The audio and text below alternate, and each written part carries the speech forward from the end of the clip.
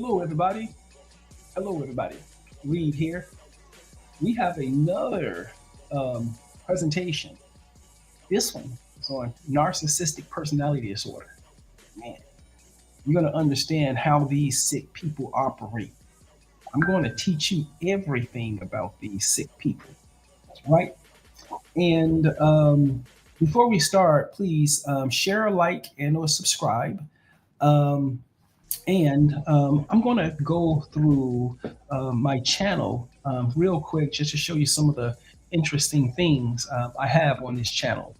So here, this lecture here is on narcissistic personality disorder, but I'm doing a series called Narcissism is a Network. Now, this series, Narcissism is a Network. Now, in this presentation, I'm going to talk about the narcissist, him or herself, right? The narcissist as an individual. But remember, narcissism is a network. When you unfortunately run across one of these sick people, they always put you in their network, right?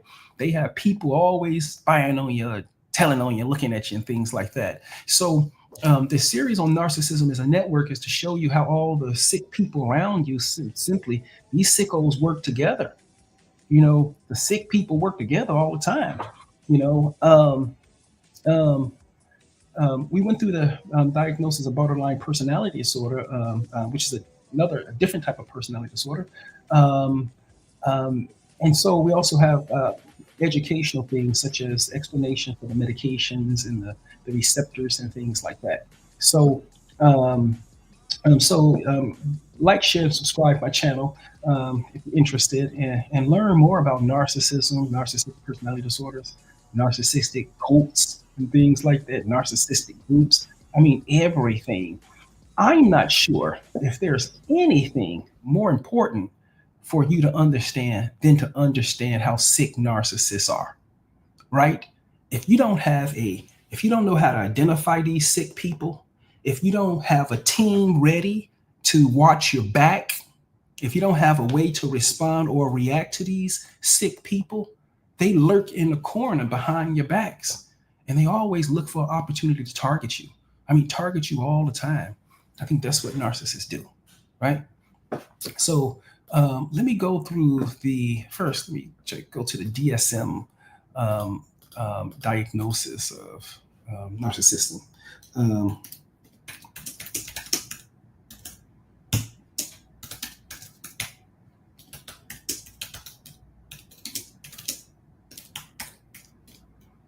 Oh, I'm not even typing. Am I using the wrong? I'm on the wrong keyboard. My keyboard don't work. Hold on. Keyboard gotta work. How come my keyboard don't work?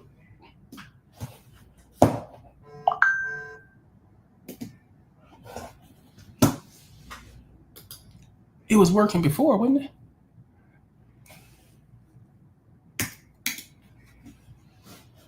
Can you believe my keyboard don't work?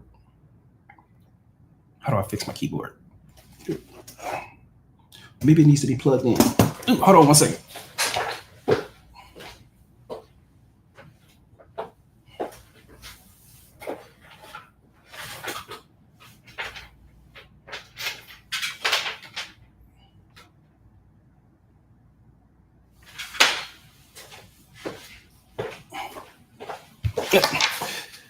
So let me see, how can I go about doing this? So I think my keyboard, and then I don't have it. Let's see, here it is. Hey, I think here it is.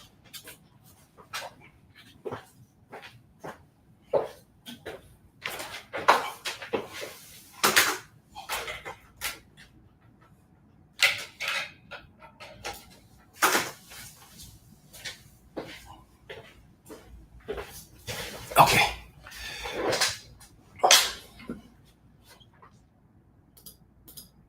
So first, I'm going to have to give my keyboard like 10 minutes to sort of charge, then I'll put it back. It's probably died. Okay, so with narcissistic personality disorder, again, narcissistic personality disorder is a emotional developmental issue.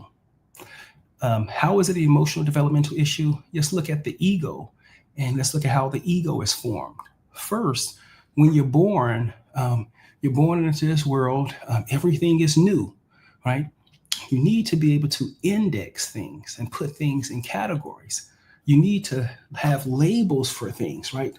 This is a wall, this is a ball, this is a cat, this is a dog, right? Remember when you tied your shoelaces and it was a big thing to get the complicated knots, right? Remember you have to tie your shoelaces and everything to look like this complex, right? It shows you that you're responding to your ego development when you start doing that. Now, so when we're born, we look around us first. We look at our primary caregivers. We look at our families like siblings. We look at our extended families, our aunties and uncles and cousins and things like that. And we consider ourselves a part of a whole unit, right? Okay, now that core of people, places, your culture, your society, and things like that, they form your external ego. First, there's two components, the external component and the internal component. See, the external component is formed by all the people around you, and you develop the internal component by internalizing all of the lessons, internalizing all of the treatments, internalize all of the opinions. You believe who you are. You believe you're male or female because someone told you. You believe you're a certain race or someone told you that. All these categories are all subjective, right? They're categories that humans put you in. And when you internalize these values, you can internalize bad values and you can internalize good values, right? Bad values are the values that damage your internalized sense of self. And good values promote the development and growth of it. The most important thing to learn with people with any type of personality disorder or narcissistic personality disorder is that these people were traumatized very severely at an earlier developmental age. And that's where their development stopped. It's no more. That's where it stopped. Right?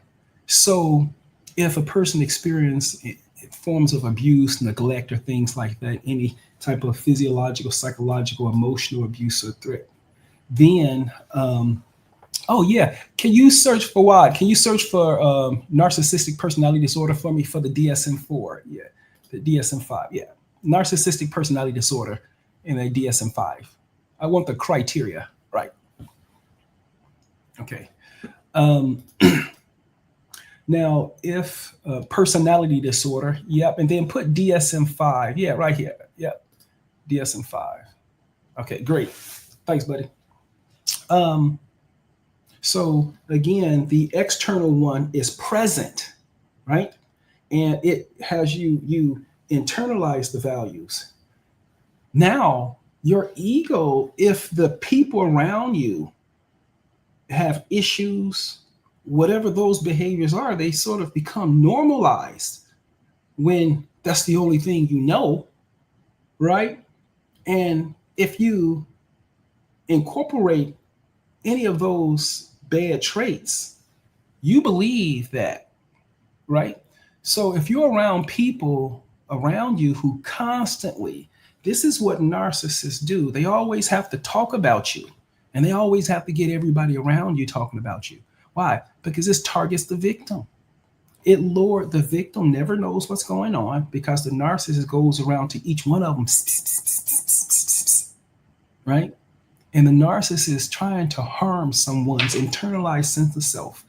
This sicko is trying to harm someone in the most sensitive point where nobody can actually see the damage that he or she is causing.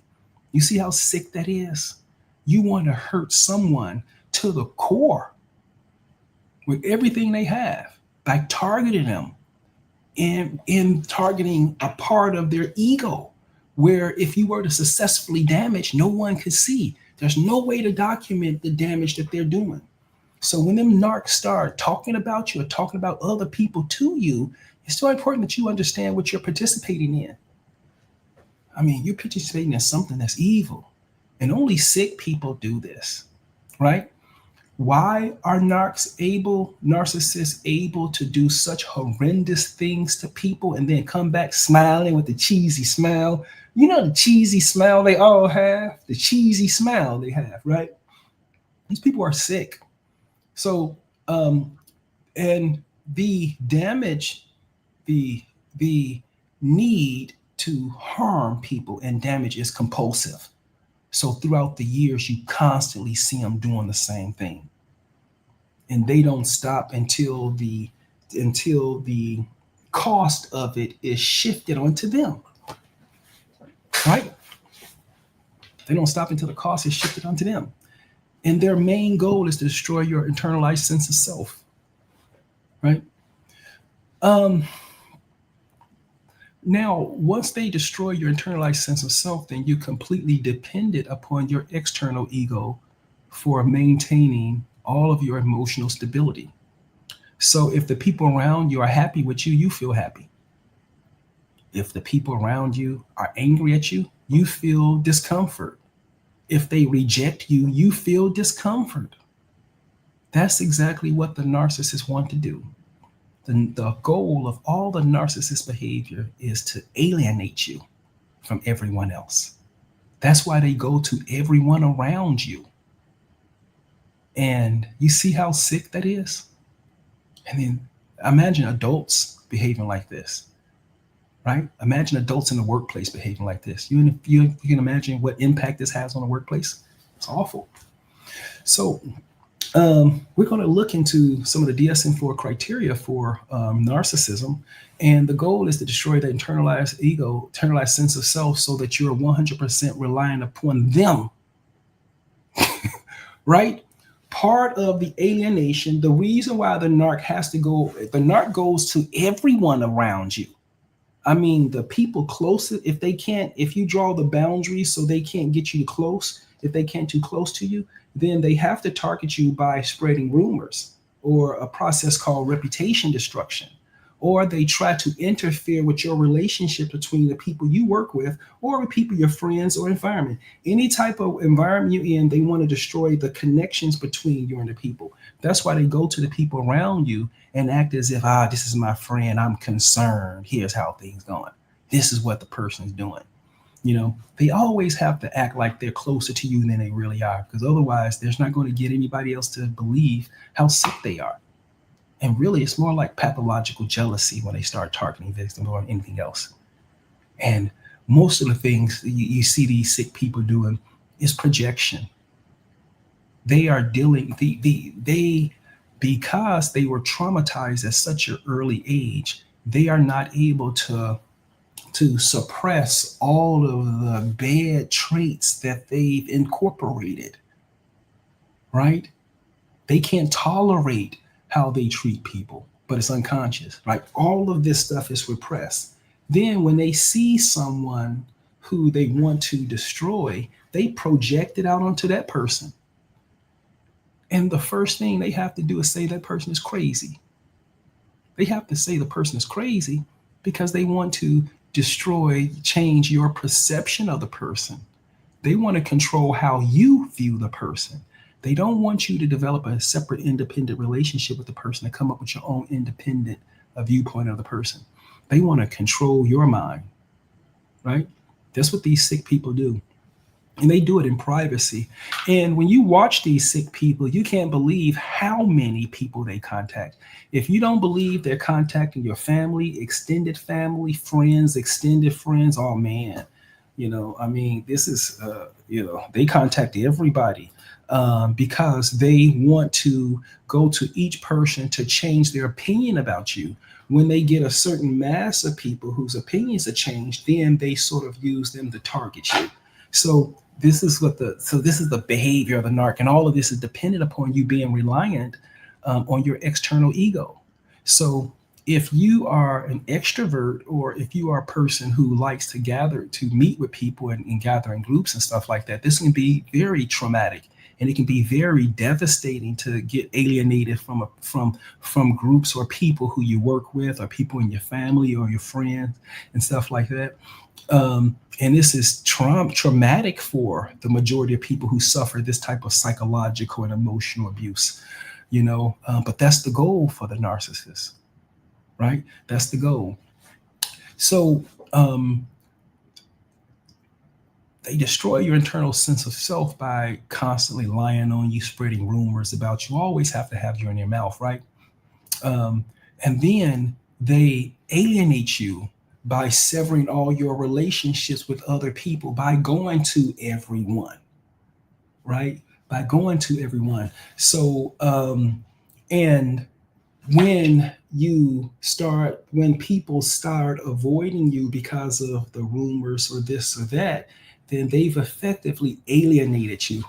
So they've removed your support system. So they've made you dependent upon them by destroying your internal sense of self. So you have to look at them in order to know you're okay.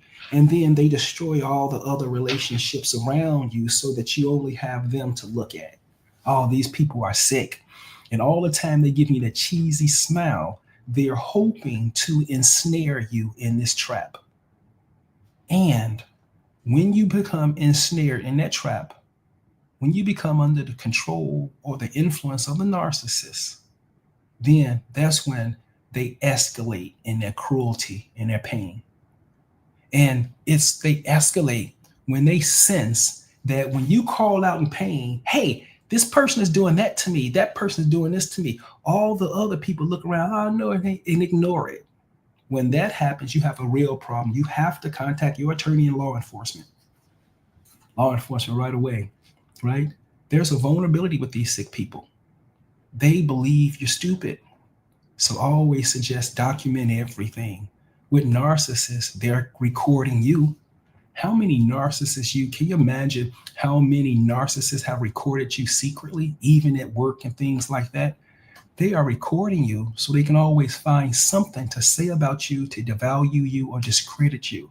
It's a campaign where they actually gather and store information about you, store it up to be able to use at a later date.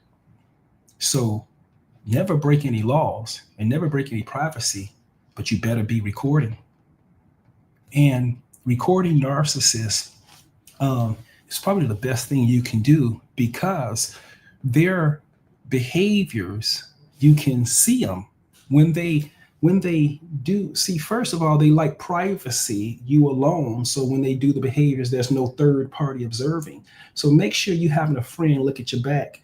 With your friend look at your back, so when that narc comes, you got another party who can look at that situation from another perspective. They don't know that's present. The second thing, when you go back and look at the videos, you can see them engaging with you in their psychopathic perspective. Now, you're no longer in a dream. You woke up, but they don't know you woke up, and you can see them. So they're trying to lure you into this situation where they're going to record you or do something, looking for information to spread a rumor about you or things like that. They're going to be doing all of this, but you're going to see them grooming you. The smirk, you're going to start to see the sickness on their faces. And if you look at these people, these are some of the most unattractive people ever. I mean, they look like beasts. I mean, they're awful. They are awful. The smiles, the smirks, the laughs, the grins, the facial expressions, the reaction, all of it is psychopathic. All of it is sick. All of it. Right. So here, narcissistic personality disorder. So according to the DSM-5, narcissistic personality disorder, NPD, is characterized by pervasive pattern of grandiosity, right? Need for admiration, and lack of empathy. See, grandiosity in a way that you ever see these idiots, and they're always fighting outside their league, above their class, acting as if they're someone else, acting as if they have capabilities they really don't have, acting as if they're a doctor, calling themselves doctors, treating people like they're doctors, things like that, sick things, right? So that's the grandiosity wanna and you usually get targeted by these sick people because you're progressing in your life. They see you. There's this pathological jealousy, so they target you compulsively. And this goes on for years. And they do this behind your back for years, and you don't even know about it. I would say if you have ever had any period of time where you couldn't sleep, or where you were just feeling depressed, feeling overwhelmed, or if you're in school and you just can't learn, you have difficulty reading, you're around one of these. I would say one of these, right? So DSM-5, they must meet at least, oh, okay, there's the grandiosity here, the grandiosity, their need for self-attention, all that.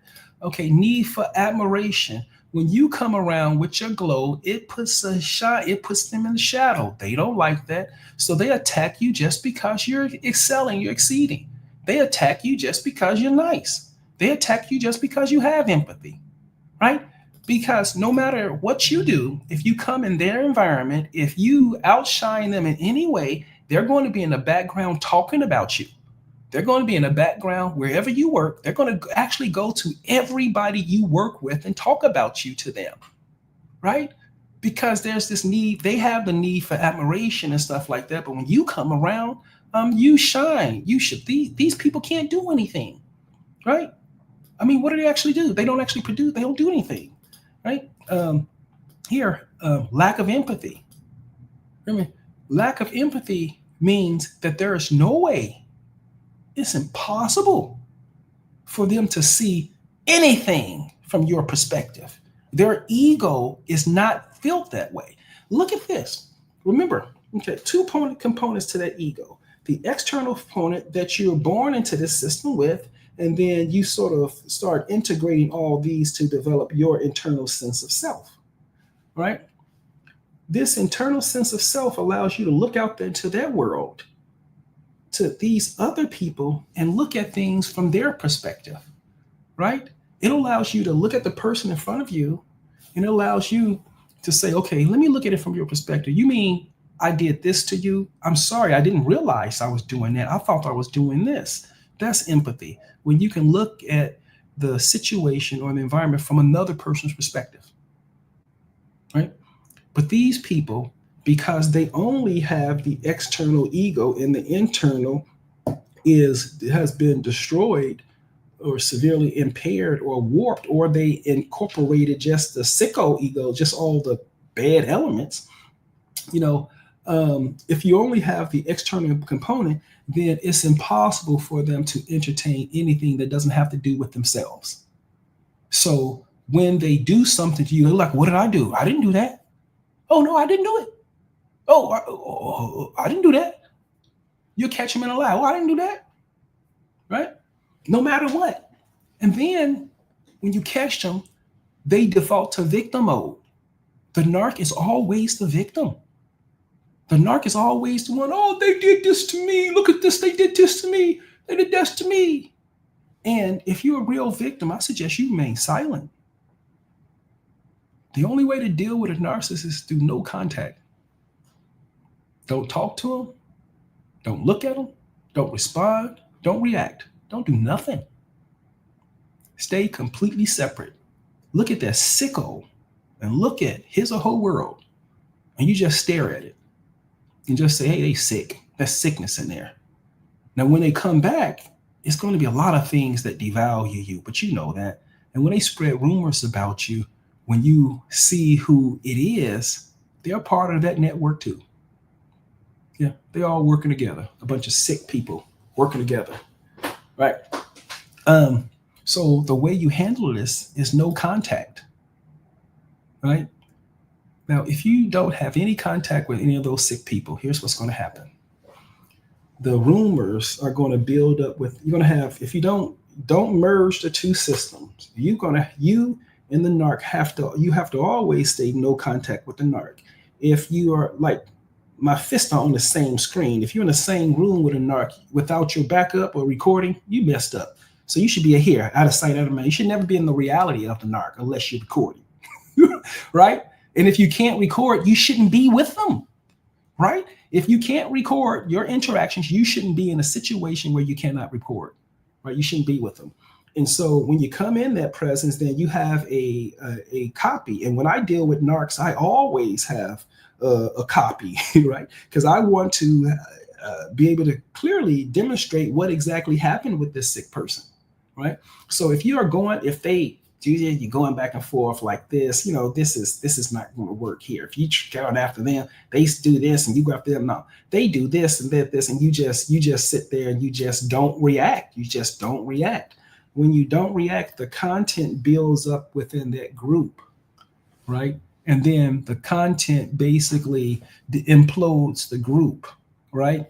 When the narcissist cannot get any more of his or her flying monkeys to give them input about you because you've disappeared and you don't give them anything, then the narcissist is automatically going to feel that they betrayed them. That mistrust that narcissist is going to still double down on targeting the people within that group. And then that group will actually eventually dissipate at that certain time. They'll start to lose members and stuff. And then that narcissist start to burn out, But the beginning of that burnout process starts with you and starts to understand that being attacked by sickos like narcissists, psychopaths, and sociopaths is a part of the entire process of your growth and your development. And these people are baked into the equations, and unfortunately, you can't get rid of them. They're like a part of the equation for your emotional and psychological development. I mean, you really heal when those sick narcs come after you with guns blazing, everything they can offer to harm you. And you just look at them and then move on. Right? Move on. They are cowards. And they're around the age of 6 to 11 years old. So they never stand up to fights. They always stab you in the back. They shoot you from the bushes, right? They talk behind your back. They spread rumors, all those things. And they do all this stuff behind your back. How much of a coward can these people be? Criteria. At least 5. Grandiosity, an inflated sense of self-importance. There's a person going around saying he's a doctor, and we're going to do a podcast on that. So this is the inflated self-esteem, someone presenting himself as a doctor, right? Preoccupied with fantasies of unlimited power, brilliance, and or ideal love. Believes they are special and unique and can be understood only by or associated with other people in such institutions. Okay, that's grandiosity here. Need for admiration requires excessive admiration, right? Need to be the narcs. They need to be the center of attention. Here's another way to really identify if you're dealing with a narc. They're the ones who are always leading the experience for everyone. And if they can't be the leader of the experience for everyone, then they shut down the whole show with conflicts and targeting whomever the leader generally approved to be the leader of that group. So even if they're with you, if they can't get the admiration, they'll start fighting in the group. And I can't believe how many times I've seen this. And I got a chance to witness this 2 brothers fighting like this after they tried to take control over a funeral. And after the funeral, they're fighting. The intensity at which these 2 animals were going at each other, I ain't never seen it like this. And I'm looking back on that. Hey, these are 2 narcissists who tried to take over the same party. They narcissistically injured each other. And then after the party, when they got home, they went in on each other. And the level of violence was off the chain, right? So you're not aware when that narcissist is alienating you, he or she is actually targeting other people too. I mean, with the level, in order for them to get somebody to reject you, they have to basically threaten the person. They have to even make you feel repulsive, make the person feel repulsive of you, like you're an immoral person, or they'll flat out threaten a person, right? With alienation. And they go around to each person like that, and they intimidate each person so they don't tell the next one. So if you're dealing with narcissism or narcissists, the best thing you can do is speak up early and stop and don't speak up, not to the narcissist or to the people, but complain to whatever structure you're in. Hold on one second.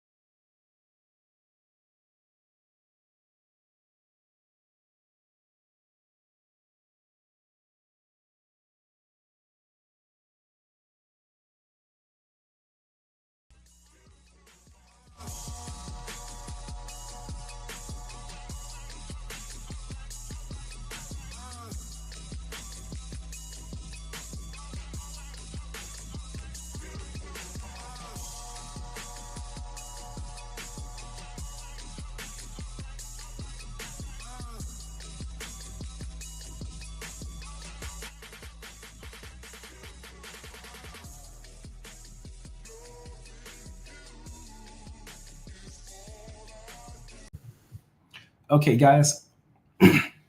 I'm sorry about that. Um, yeah. Yeah. Entitlement. So entitlement. You see these people entitled to do things that they don't have a right to do. So they're entitled to discuss your private life or things about you in public with other people. They feel entitled to do something. Who would talk about someone else's private life or intimate things or private things with other people? And they're entitled to do that. Lack of empathy. If you ever heard one of these conversations with a group of narcissists and things like that, the things that they talk about is just awful. The way they devalue people, the way they denigrate people, dismiss people, it's sick. And when you hear them talking amongst each other, it's awful. It makes you that energy is dense. It's sort of, it feels like, I'm not a religious person, but it feels like demonic. And they feel, to seem to me, it feels dirty, dark, dirty, and gloomy. You know, interpersonal relationship exploits others to obtain their goals. Right? Exploitation, lack empathy, interpersonally cold, calculated, manipulative. Well, some of them can be the exact opposite. But here's the hallmark. One of the reasons why the narc has to sever the relationship between everybody is that they don't want anybody talking to each other, because otherwise many people are going to know how many people are being exploited by this narcissist, right? Everybody sort of keep theirs quiet.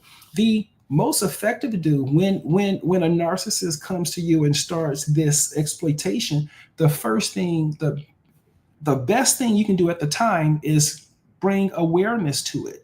There's a saying that a billion years of darkness can be distinguished with just one flicker of the light. You need to understand this concept that this darkness and light cannot exist together, or evil and good can't get together, or love and hate can't exist together, or empathy and no empathy don't mix together, right? So when that narc is in front of you exploiting you in real time, it's important for you to develop the growth and the maturity to say stop. When they're in front of you, stop. Right? When that narc is in front of you and starting the exploitations or the rumors or the lies, the first thing you do is stop. This is exploitation. This is emotional abuse. Are you targeting someone? Right? Who are you targeting? You must be targeting him. You must be targeting her. Right? This way, you set those boundaries and they understand that they won't be able to groom you. However, when you set that boundary, it creates a narcissistic injury and they attack you 100% of the time. And when do they attack you? I would say 45 seconds later. If they don't physically attack you right there, they're going to physically threaten you. If they don't physically threaten you, they're going to go to who's ever the leader of whatever hierarchy you in. They go there next. And what do? Victim. Oh, he did this to me. He did that to me. He did that to me. He did that to me. They need the victim role in order to target you. They can only get the victim role as if they're in your presence, right? And they're perfect at they're perfect at targeting you with the victim role when they have privacy with you alone, right? Because there's no third party there to collaborate the lie that they're going to make. They haven't even determined what the lie is going to be yet. They'll wait until they file the complaint, and then they have to stalk you and listen. You ever see them stalking you, following and listening? Then they have to listen to gather more information to be able to make their complaint more precise, because they want it to go in your back, right? Now, they need the precision of their lie to be very accurate. So all this time, they need to be with you while they're doing it.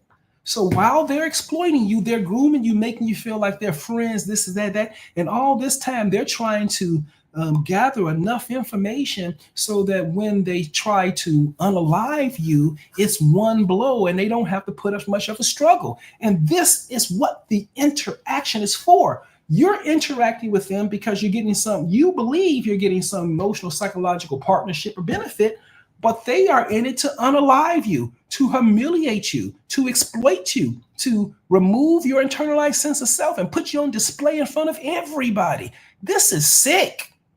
And we doing this over dinner, right? You come there with dinner. I thought we just eating some tacos. I never think about this.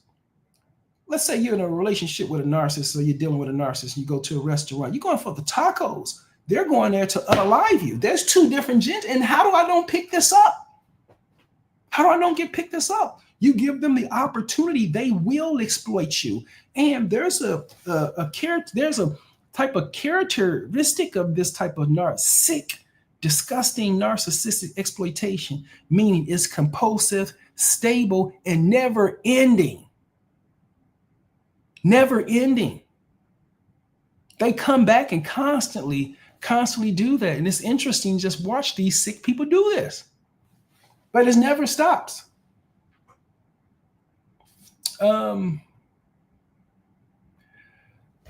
So I describe the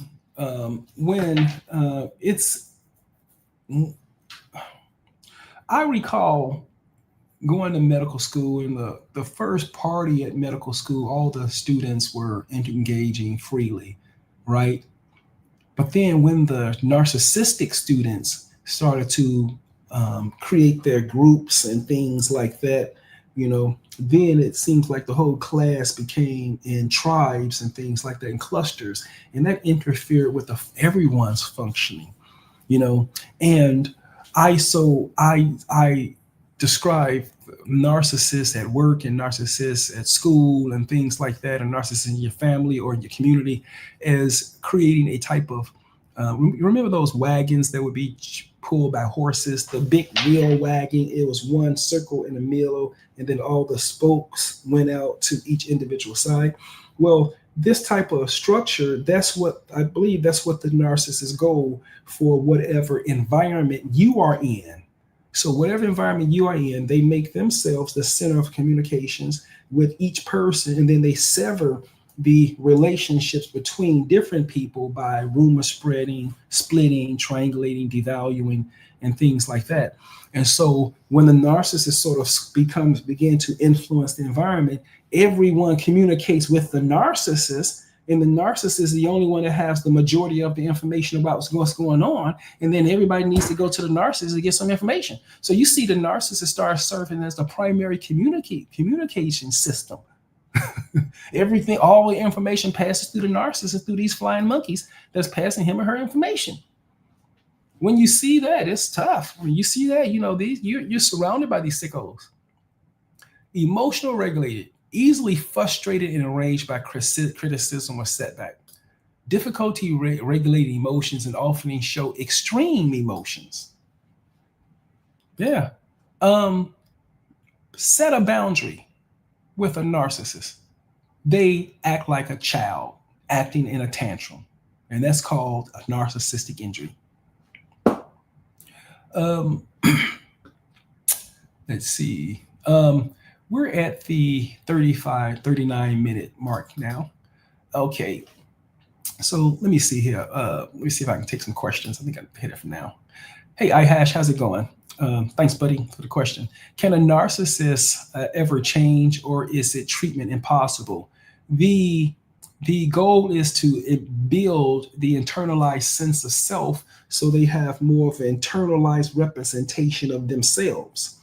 Once that's stable enough, then they do not have to go out into the world to seek the approval of someone other than themselves in order to get get emotional steps to stabilize their emotional functioning. Whereas if the internalized ego component never developed, then you'll be dependent upon the people around you. All right. Great. Hey, T-Jam, how's it going? Will recording narcissists make you a narcissist? Listen, they recording you. They're recording you. I said, don't break any labor, don't break any laws, don't break any privacy things like that. But you better have your data. This is a data game because remember, they targeted you before you met them. They discussed this with their team and they approach you and they made it appear as if they're approaching you by themselves, right? But there's a whole group of people who need you for their survival. And all of them say the things to disable you and keep you attached to that narcissist so all of them can feed off you. Make sense? So, will recording a narcissist make you a narcissist? No. The behavior makes you narcissistic. And I think that's all I have for now. I will recommend that if you're dealing with narcissists, a narcissist is the unalived individual that's mimicking and serving as a mirror for the higher narcissists that unalive them. And if you go back to my previous discussion on narcissism, I talked about how the superior narc unalives the only child or partner or something like that, and they live through them, right? So if you're in a relationship with a narcissistic personality disorder, you're not in a relationship with that person, you're in a relationship with the person who unalived them. And it's very important for you to understand that. So if you're around these people, this is a very complex situation. Again, I'm not a religious person, but I do believe that Jesus's comments and his teachings were specifically about narcissists and dealing with narcissism. In the Bible, he described this. He said, I can't remember it completely, but do not give your pearls to pigs because they will consume it and then turn on you, right? And that was back in biblical days. And these sick people are walking around here now, right? They're walking around here now. So protect yourself out there. Please remember to like, share, and subscribe. And if you are dealing with a narcissist, me and my team, we develop an entire platform. And our platform is going to treat people as a system. So we're going to be designing services for patients who are dealing with this type of torture. Because we're going to have to find a way to treat the entire system to help the patient. And most importantly, when we start our program for dealing with narcissists, psychopaths, and sociopaths, we're going to give you the tools and the teams of experts who know exactly how to deal with these sickos. These people are sick. You better be careful when you're dealing with them. Best to do is get away from them. And most importantly, get some expert help that understand these people. All right. Until then, it's been a pleasure talking to you about these things. Read out, and I'll talk to you guys later.